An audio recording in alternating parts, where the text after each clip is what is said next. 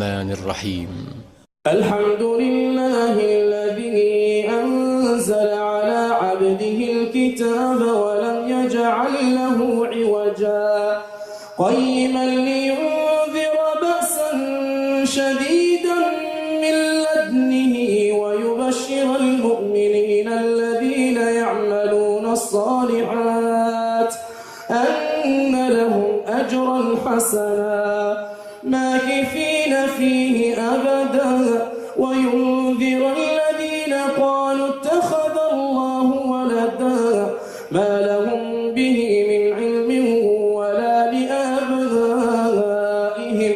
كبرت كلمة تخرج من أفواههم إن يقولون إلا كذبا فلعلك باخع نفسك على